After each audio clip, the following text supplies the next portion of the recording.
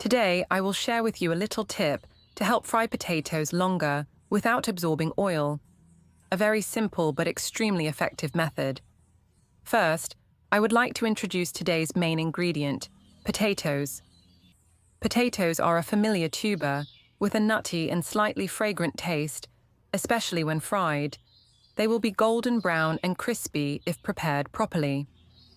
Now, we will start with the step of preparing potatoes.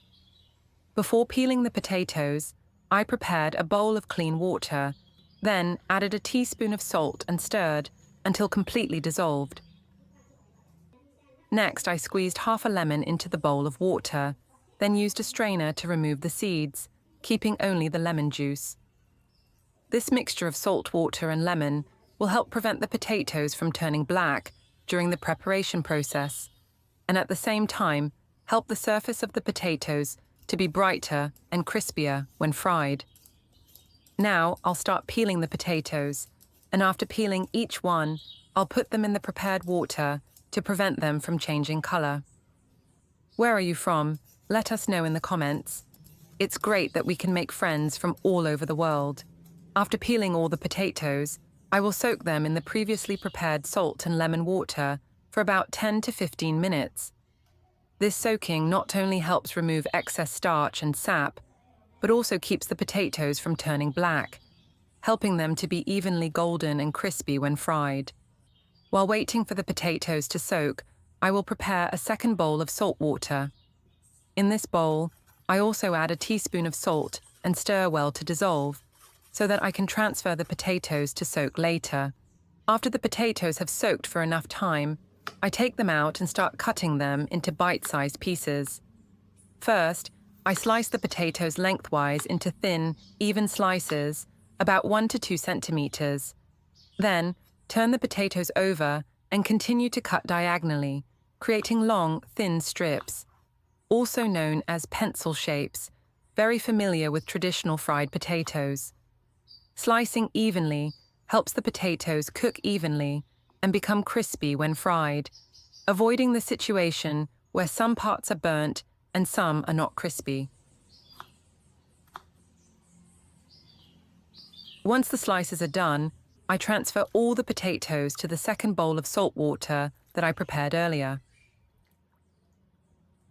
Soak the potatoes for about 5 more minutes. This step helps wash away the remaining starch, making the potatoes fluffier and not sticking together when fried, especially helping to increase the crispiness and natural golden brown color after frying.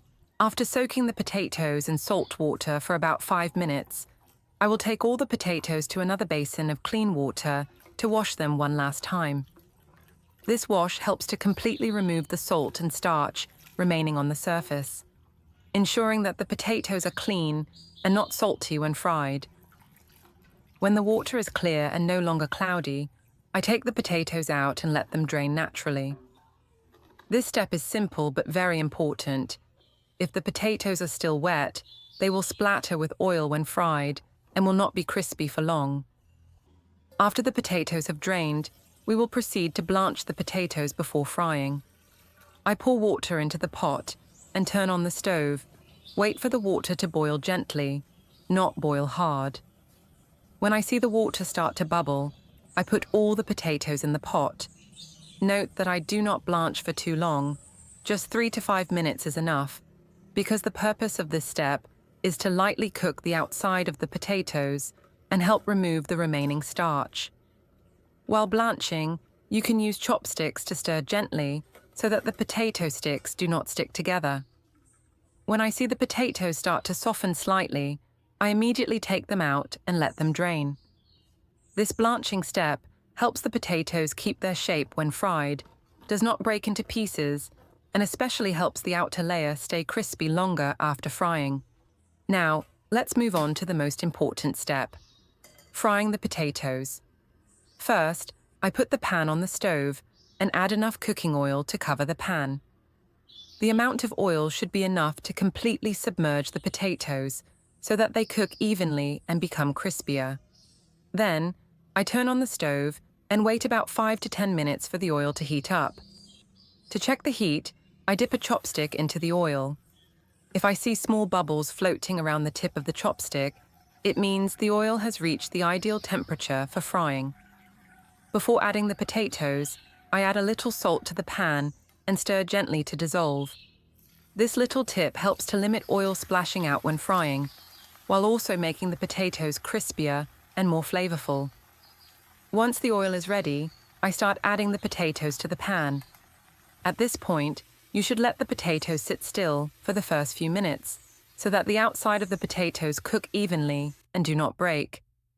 After seeing the outside layer start to turn slightly golden, I use a ladle or chopsticks to stir gently so that the potatoes cook evenly on all sides. A small note is not to use too much heat, because the potatoes will quickly burn on the outside while the inside is still moist. Keep the heat at a moderate level. The potatoes will cook slowly, crispy on the outside and soft on the inside. That is the secret to a perfect batch of golden, crispy potatoes. When the potatoes are golden brown, I use a ladle to scoop them out of the pan and place them on the prepared oil-absorbing paper.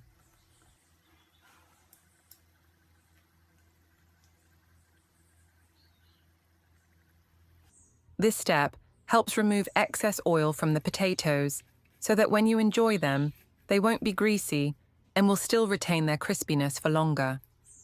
Looking at the golden, crispy potato sticks is really appealing. The aroma spreads throughout the kitchen, both slightly fatty and characteristically rich. After letting them cool a bit, I broke a piece of potato in half to check. The outside is crispy, the inside is still soft and light, just like the perfect golden, crispy fried potatoes. And of course, the fried potatoes will be more flavorful when dipped in chili sauce. The mild spiciness blends with the crispy, fatty taste of the potatoes to create an extremely attractive flavor. Simple, easy to make, but just as delicious as in the store. So with just a few simple steps, I have a plate of golden, crispy, delicious, and extremely attractive fried potatoes. Hopefully, today's little tip will help you fry potatoes that are crispy for a long time, with less oil and as delicious as in the store. Thank you for watching. See you in the next videos.